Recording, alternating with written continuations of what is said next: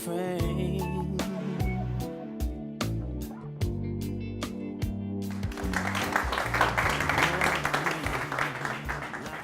Okay, let's break the tension a little bit.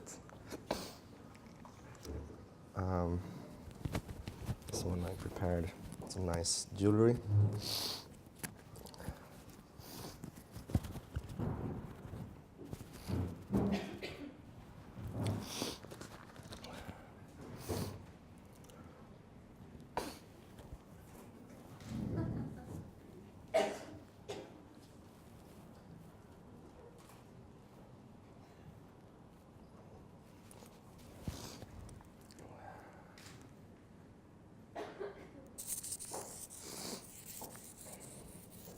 Okay. Great to meet you all. I'm Carl. What a perfect way to start the day. I actually used to think that I was useless until I learned how to make this. You see, when I was a kid, I'm going to try to give you the whole story. So when I was a kid, I quickly learned that that school is, school is very, very important. So I pushed myself to always have the best grades and be the best in my class, leading me to eventually go take a degree in industrial engineering and come out at the end of the factory looking, or at least feeling, a bit like this. I was sort of prepped to be a perfect consumer citizen. I mean, I lost all my practical confidence. I could barely repair my own bike. I had no creative confidence whatsoever. And I was supposed to be some kind of management consultant. At least that was sort of the plan that the system had for me. But the problem is that I was also infected by some kind of weird virus. Because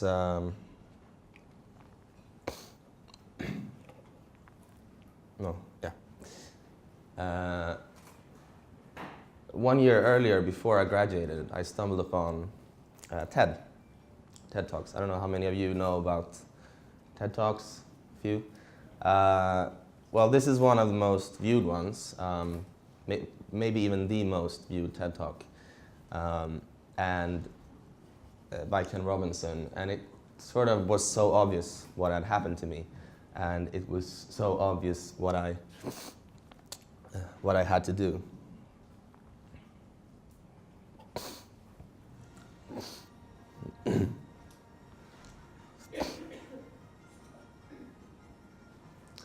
So the problem is that, can we turn up the volume also for the next slide? This is not that important. The problem is that I was an academic. I mean, I've been trained to only use the left side of my brain, to be extremely boring and uninspiring and not very good at communicating. So in a way, it was quite ironic that I wrote my master thesis on science communication when the paper itself was probably one of the least communicative papers there is, and ended up being read by me and my tutor and maybe one other person. But ironically, I was so passionate about this issue, trying to inspire other people to see the world as colorful and interesting and as an adventure, rather than being numbed down and everything being gray. So I ended up spending 1 year of my life trying to convert this paper into a startup, a platform to help researchers communicate their work better, and poured like tens of thousands of dollars into this platform, and after 1 year, I put it on the shelf, and that was that. So that was sort of my first biggest failure. But then I was saved by this thing. I don't know how many of you know about Makey Makey, but it's a wonderful little toy. It allows you to build sort of your own interfaces for the computer and experiment with electronics without you having to know anything about electronics. So this tool actually saved me in one way, because when I found out about it on Kickstarter, it gave me the confidence to think that maybe I could become like a hacker or a maker or someone that actually had real skills that you can apply. Because I'll just go back. I missed this slide. This was a bit like how my brain looked like, and it didn't. I didn't like it because there's not so much you can do that have sort of a tangible effect on other people with a bunch of formulas that you've never been taught how to use. So, oh, then we have to go through this again. So the thing is that Makey Makey gave me this confidence to start experimenting and be sort of quirky and not sure how well this works actually. Can you check if you can use that one instead? Okay, so I started doing sort of weird stuff. I built this blinking sort of piano in the staircase of our office space. I started doing these creative workshops. This is from a workshop about 2 years ago when it was with principals, and we started like, the idea was to explore what conducts electricity, so they got to play music on each other's faces and on fruits and on water, which led to a project I named Hackerspace in a box. It was the idea of taking the Makey Makey and putting it together into a black box that could conduct electricity, and then add some light to it, some LED strips. And because in a way what I was trying to do, and I didn't quite realize it at the time, was open the black box of technology. We often have this relationship with technology that is just a black box and we don't know anything what's happening inside the box. So I wanted to use this as a sort of a metaphor. So I went to schools with this box and started doing things with teachers, with the kids also, which was really, really scary because kids can be, they're brutally honest, and if you're not used to working with kids and you haven't been teaching before, they're kind of terrifying in the beginning, but it's also incredibly rewarding. So, is that work? If you manage to get it to work, because it's really okay. Yeah. After we'd done all these workshops at schools, I went to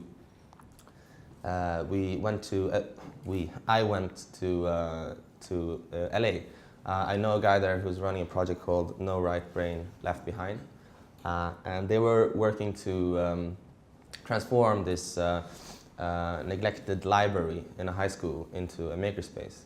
So we went there with this box and did some workshops and sort of lent our video material to them, and they're working on this now. They got a grant 2 years ago to do this, and their goal is to replicate this, create a blueprint for how to convert your library in a school into a creative makerspace.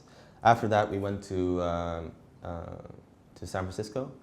I went to San Francisco crazy lunatic alone with my ideas in my brain, and went to this hackerspace called Noisebridge, and did similar kind of workshop there, and the kids absolutely loved it, and I met this guy who helped me film it, and he called himself Curious John, and he was very much into curiosity, obviously, and he inspired me.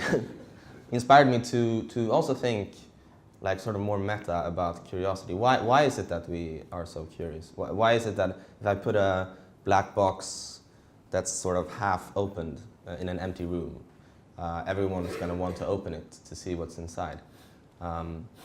So when I got back, there was this event happening called Art Hack Day. And I decided to take this black box and make it a little bit bigger and put a question mark on it. Use some of the skills that I developed to make the question mark sort of glow in different colors and be more intriguing. And then I put my laptop inside the box. And the Makey, the way it works is that it emulates keyboard and mouse commands. So when people opened the box, I had my mouse hovering over a photo booth and it took a picture. And then I posted it as a collage because the idea was to sort of capture the look of curiosity, to invoke a discussion about why we are so curious, what it means to be human. So naturally, you know, Art Hack Day is a great brand and kind of get what it is. So when I was there, I met a lot of people and there was a lot of amazing creative energy at this event. And I was sitting there thinking about Hackerspace in a box and inspiring kids to sort of make things with technology and explore technology. And I Googled Kids Hack Day because I felt also that Art Hack Day is a bit intimidating because I neither identified myself as an artist nor a hacker, so I was kind of also really scared to go to this event. And the Kids Hack Day domain was available, so I bought it. And then we did the first, let's go back. We did the first event in August 2013, and it's now been in 25 different cities on 5 different continents for over 500 kids. One of these cities is Oslo, where Christy helped organize Kids Hack Day. So this is a short video clip of from the first Kids Hack Day and also the Hackerspace in a Box workshop. So you'll get an idea for how it. What is Hackerspace? A hackerspace. Well, we're in a hackerspace. It's a physical space where people explore and do what they love. I love that song. My name is Zayna. The project I'm doing is trying to hook up the wires to make a Dance Revolution game on that computer. The amount of tools to encourage kids to explore technology is growing all the time. Right now I'm just prototyping. Så det är olika saker i en sån här making. Jag slår på henne. Så kommer den här på glaset så att det låter. And this work too. Everybody should come here. So that's Ville. He's amazing. He sort of runs his own company and has developed computer games. He goes to me and like, do you want to buy my new computer game? It's only 8 kroners.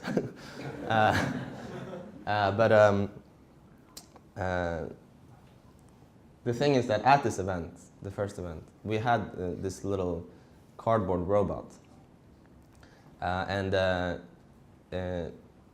It was amazing to see how the kids were interacted with this. And I realized then already, this was 1.5 years ago, that robotics is the perfect platform to engage kids in technology because you can include electronics, you can include programming, you can include crafts, arts, everything. and also the kids are able to build a relationship with technology or with this device, because it looks sort of like a little creature, and you start to give it names, and like it gets a personality. And so if you're gonna do robotics projects with the Makey, you're gonna run into some problems. The Makey basically works like an Arduino, which is a little mini computer that can receive input and output. But then you have to add some sensors and other stuff, and it quickly gets rather messy. Messiness can be good, but if there's too much messiness, the kids can get lost easily, and also it becomes a lot of work for the facilitators. The Kids Hack the Oslo event, which this picture is from, was an amazing event. There was a video about it, and you can see that to be able to do Arduino workshops, you really have to prepare, put instructions on the wall, and still it's quite hard to contain everything, and it quickly turns into this sea of wires and all this stuff. And also the code can be quite hard for the kids to understand. I mean, you can have prepared code and then they go in and change some parameters and see what happens. But we sort of felt that there must be a better way. Because at the same time, we'd also use this tool called CoastRobbies, which is a little connector that allows you to connect straws to each other. So you can build these little devices. And CoastRobbies, you don't need any instructions for them. They're extremely organic. The kids just build whatever they want and just throw them on the floor and see what happens. So we wanted to have this kind of organic process, but involving electronics and programming also, to be able to create robots, for example. So we were like, oh, but there must be a better way.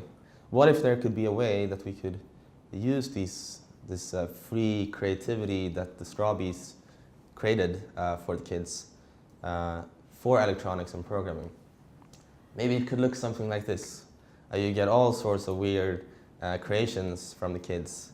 And in fact, the Quarkbot, which this is, which I'm here to talk about, is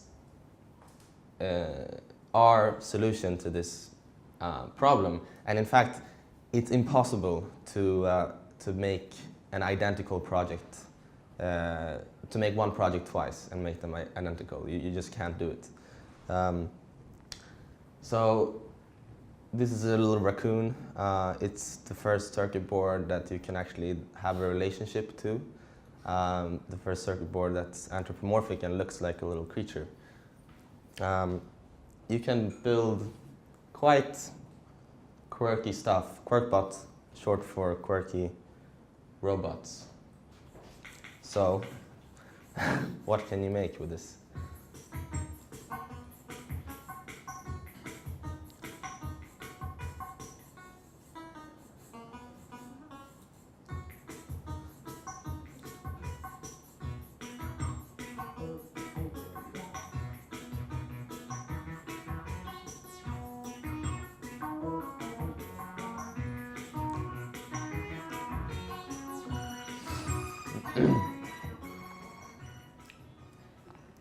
So we launched a Kickstarter for it, and we're now delivering this to our 600 backers in end of August, hopefully. You can also use it as a hairdo.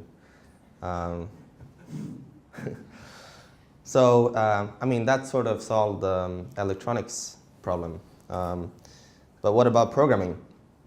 Well, our amazing programmer Paolo, who's not here today, he took on this challenge and created this beautiful graphical interface. So you don't actually need to know any programming to program this, but you can switch between visual and text. So if you drag these blocks, you can also go into text mode and you'll see how the code looks like.